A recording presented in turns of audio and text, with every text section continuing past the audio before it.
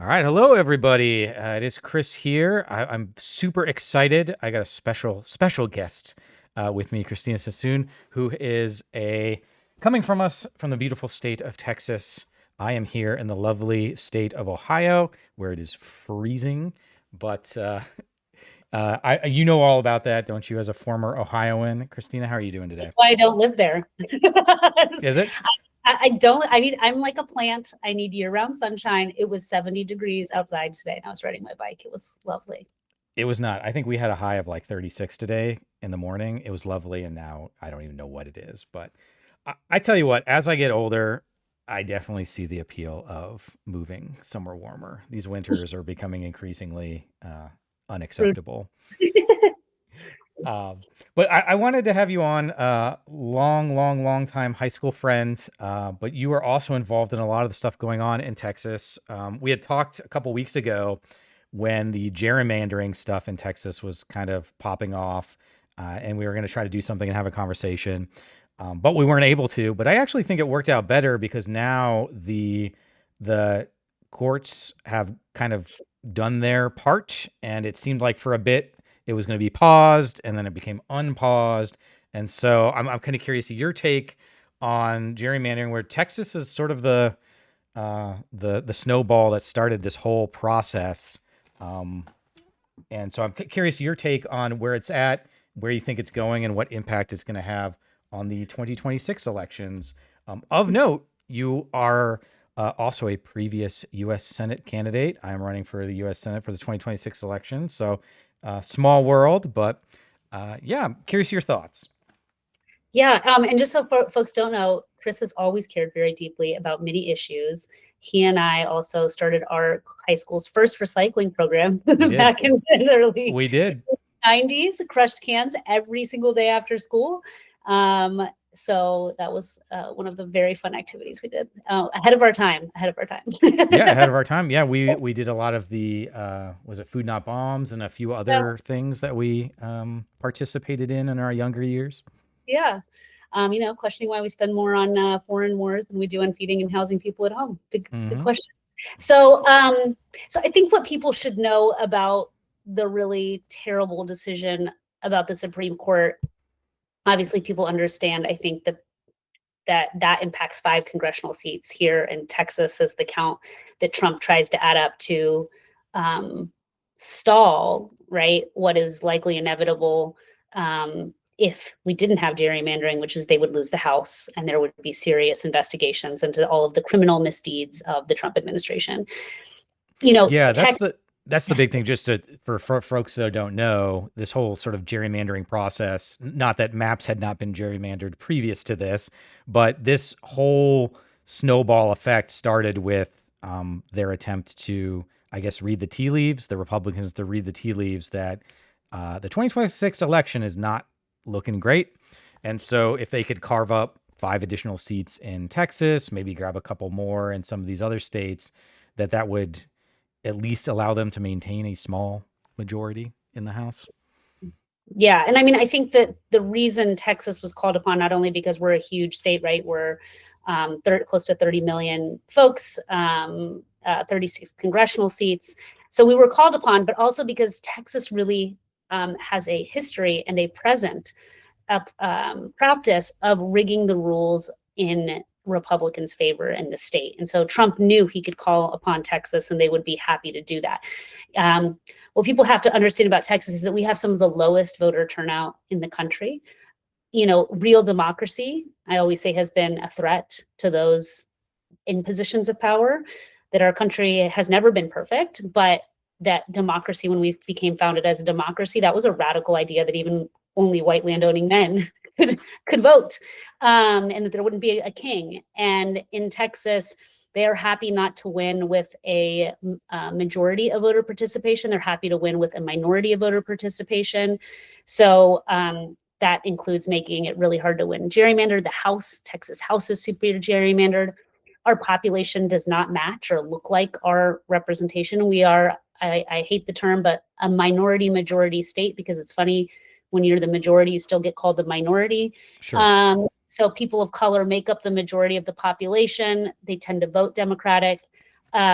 If the population actually voted in greater numbers, you would see a lot of change in the state. And of course, in Texas, for statewide races, for example, we have no caps on contributions. So if Chris were independently wealthy, which he's not, he could decide to give like $1 billion to me to run for governor, right? You can do that in the state of Texas.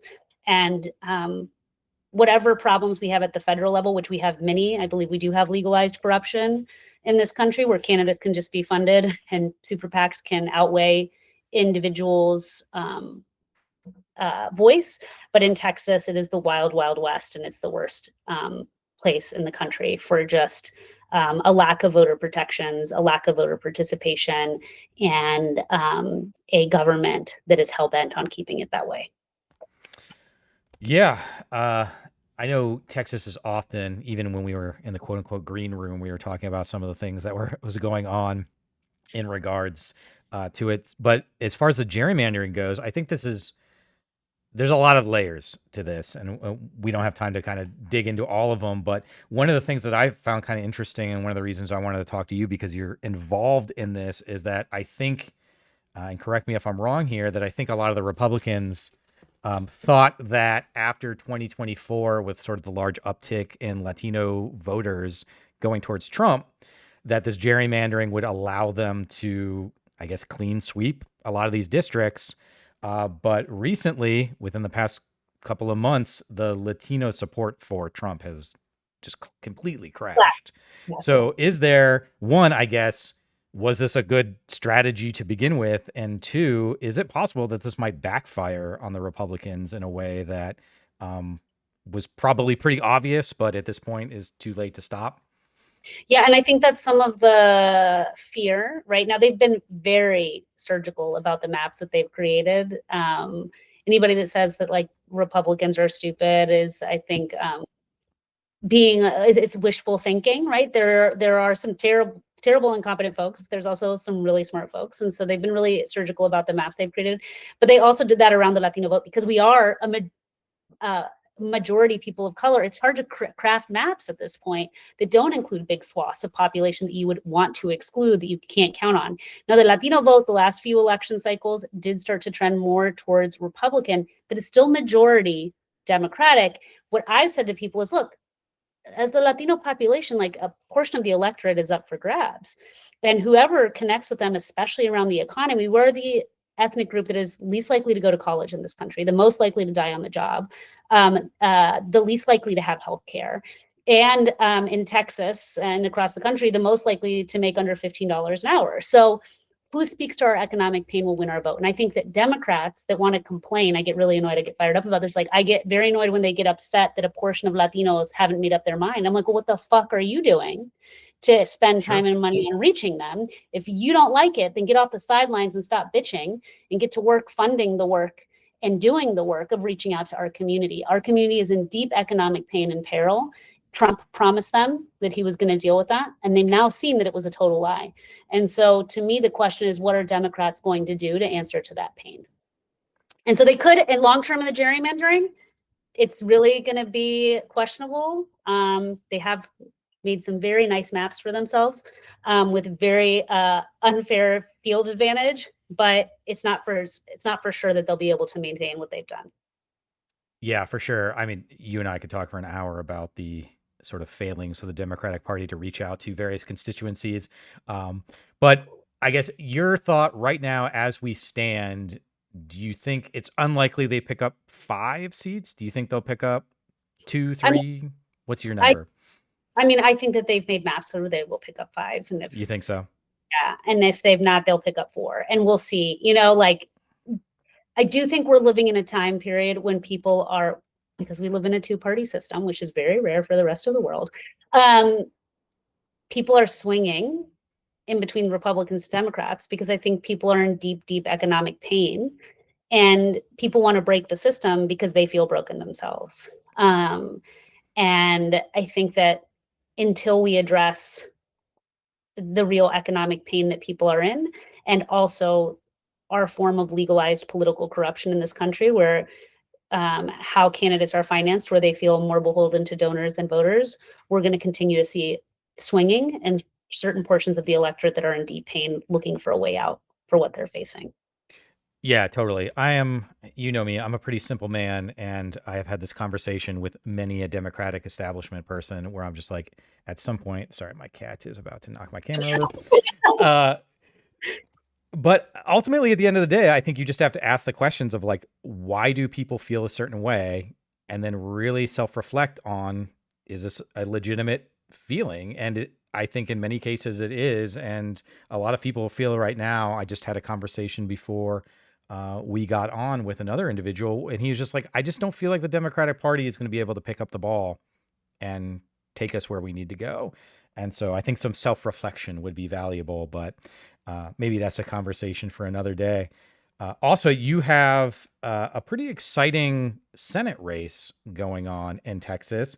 So we had like three. We had Colin Allred, who ran before, and then we have a new sort of interesting guy, James Tellerico, who has been really, I think, burning up. He's had some viral hits on a couple of his videos.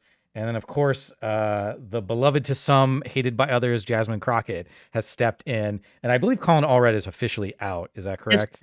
He Okay. stepped down. She announced. Okay. So we have two then that are, I would say, pretty firebrandy members of the party, but in different ways.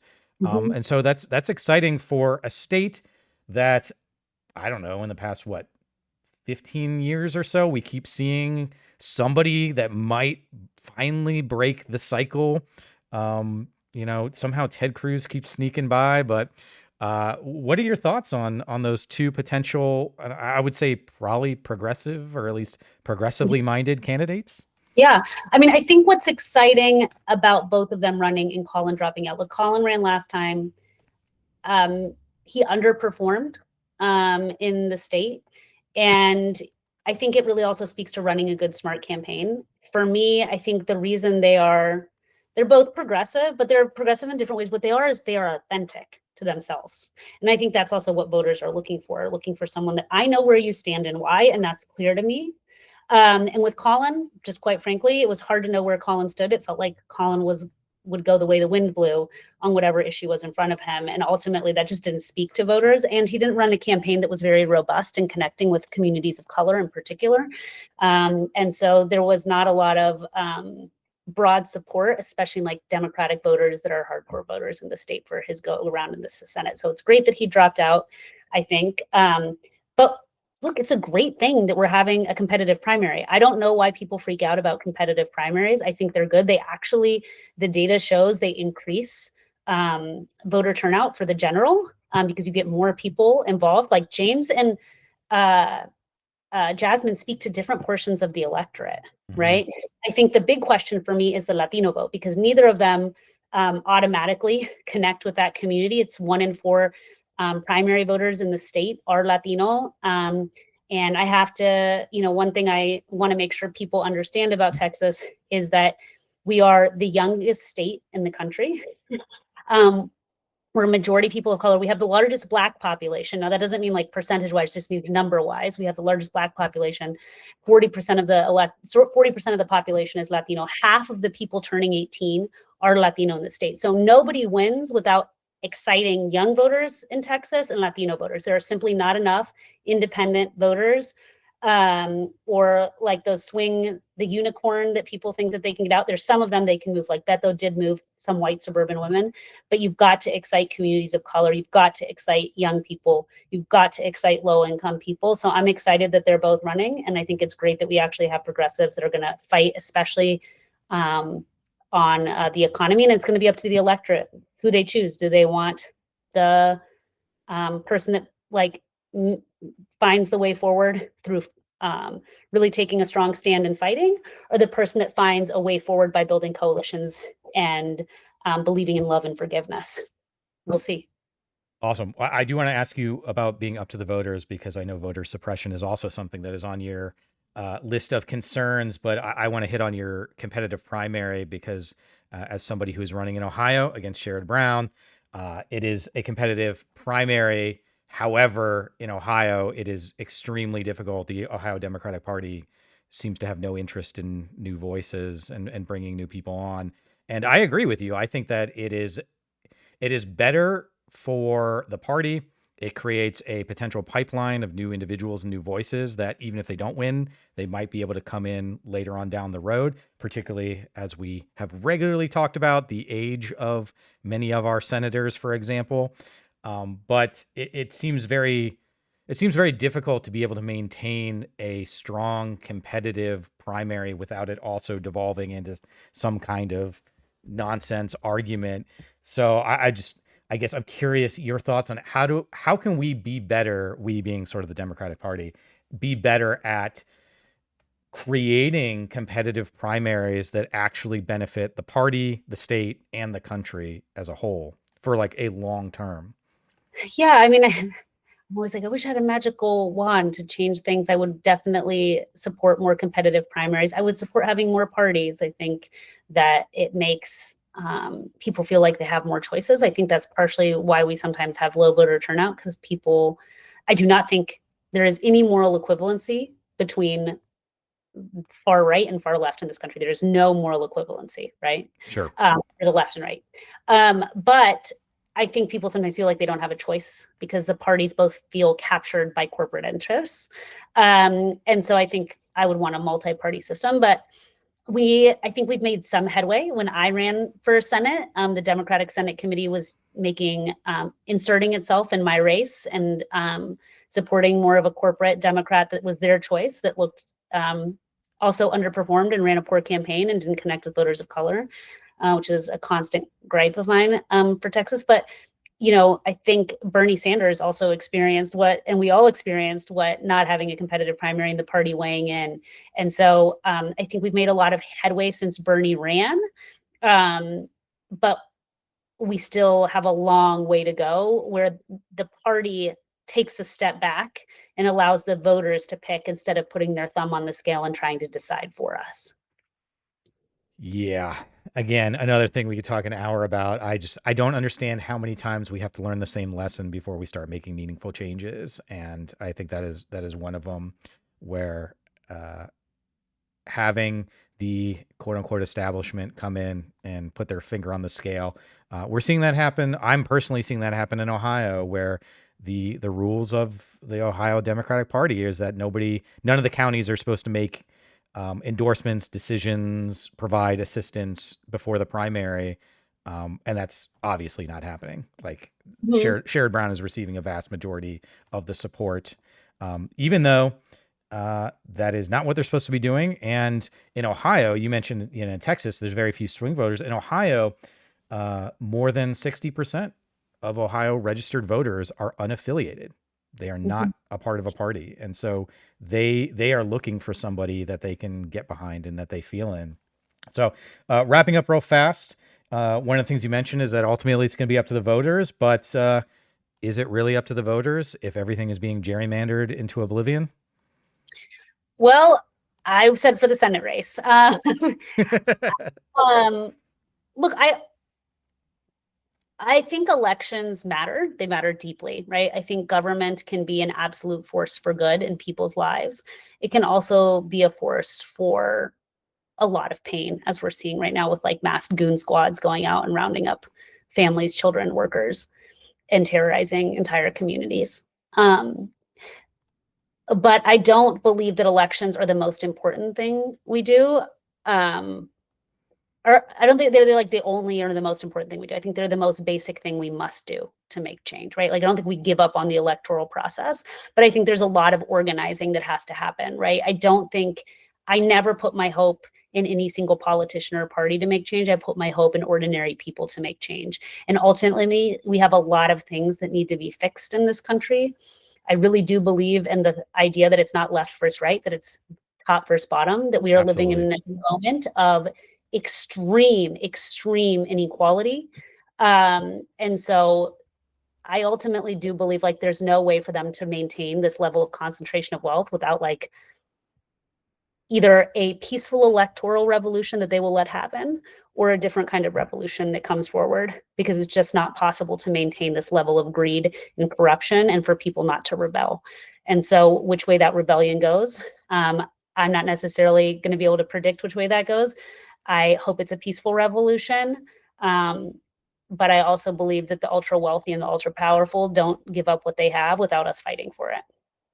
Yeah, absolutely. I think it's kind of funny, not funny, haha, but I've read Wealth of Nations by Adam Smith, sort of the handbook of modern day capitalism, and even he was very clear about how you need to establish government intervention to prevent exactly what's going on now. And this is the guy that's like, the invisible hand of the market in everything.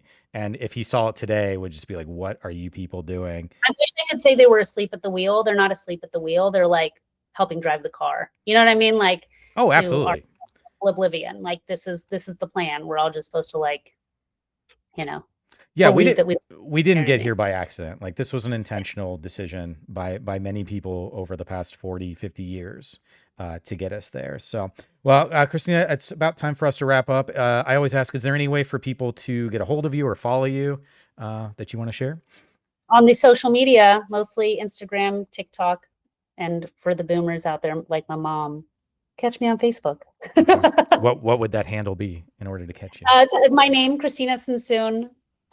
You can find me there. I'm like one of the only ones. So Okay, I'll post some in the description for the video. So, Cristina, thank you so much for being on. I'm sure we got other stuff to talk about in the future, but I appreciate you being here. Everybody else, thank you for watching, and I will see you in the next video. Take care, y'all.